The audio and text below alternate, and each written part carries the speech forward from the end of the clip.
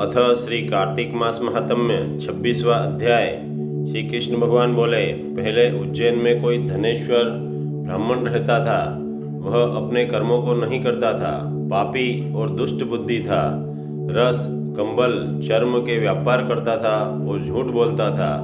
चोरी, वेश्या और सुरापान करता था। उसका चित्त दुखी रहता था। खरीद फरोख्त का कार्य करता हुआ वह धनेश्वर कभी महर्षि की बसाई महिष्मतीपुरी में जा पहुंचा, जो पवित्र नर्मदा नदी इसका परकोटा हो रही है। वहां धनेश्वर ने कार्तिक स्नान करने वालों को देखा। 1 महीना निवास किया।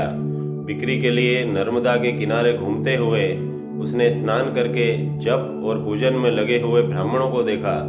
कोई पुराण पढ़ रहे हैं, कोई सुन रहे हैं, कोई नृत्य एवं गाने बजाने में मस्त हैं और भगवान की भक्ति कर रहे हैं। कोई विष्णु की मुद्रा में अंकित है तो कोई तुलसी माला पहने घूम रहे हैं और धर्म यज्ञ और धर्म कार्य कर रहे हैं। ऐसा देख वह नित्य वहाँ घूमता और वैष्णवों का दर्शन और भाषण सुना करता। इससे विष्णु के नाम का बोध हुआ। इस प्रकार महीने भर वह ठहर कर उसने कार्तिक के उद्यापन की विधि को तथा भक्ति सहित भगवान के जागरण को देखा। पूर्णमासी के दिन ब्राह्मण, गो इनका पूजन कर कार्तिक स्नान किए मनुष्यों को दिए गए भोजन दक्षिणा को देखा।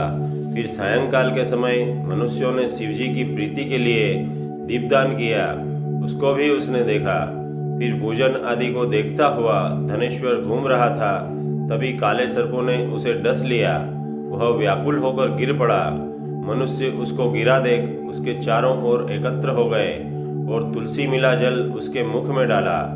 यम के किंकर यमदूत उस मरे हुए को बांधकर कोड़ा से मारते हुए यमराज की संयमनीपुरी को ले गए।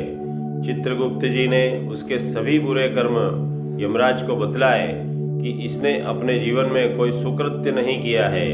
इसके दुष्कर्मों को वर्ष भर में भी नहीं कह सकता हूँ। ये दुष्ट पाप की साक्षात मूर्ति है, इसलिए कल्प तक ये नरक में निवास करे। श्री कृष्ण बोले, वह यमकाल और अग्नि को समान रूप दिखाता हुआ अपने सेवकों से क्रोध से वचन बोला, हे प्रेतपतियों, इस पाप स्वरूप को मुगद्दरों से मारते हुए कुंभिपाक नरक में डाल दो। मुगद्दरों के लगने से उसका सिर फूट गया।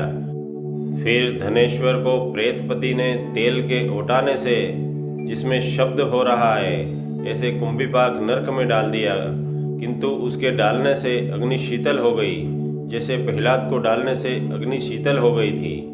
यह देख प्रेतपति ने विस्मय युक्त होकर वह सब वृतांत यमराज से जाकर कहा। यमराज प्रेतपति की बात सुनकर विस्मय से विचार करने लगा। तभी वहां पर नारद जी पधारे। यमराज ने उनका पूजन किया। उस धनेश्वर को वहां देखकर नारद जी बोले, हे अरुण नंदन, यह व्यक्ति नरक भोगने के योग्य नहीं है, क्योंकि इसने अंतिम समय में नरकों को दूर करने वाला कर्म किया है।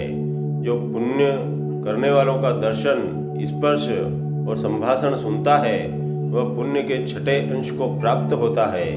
इस धनेश्वर ने अनगिनत कार्तिक व्रतियों का संसर्ग किया है, इससे इसमें पुण्य का 6ठा अंश है। इसने उनकी सेवा की है, इससे संपूर्ण व्रत का भागी है, क्योंकि व्रत से मिले पुण्य की संख्या नहीं है, वे असंख्य अनगिनत हैं। भगवान कार्तिक का व्रत करने वाले मनुष्य के बड़े पापों को भी अपने तेज से दूर कर देते हैं।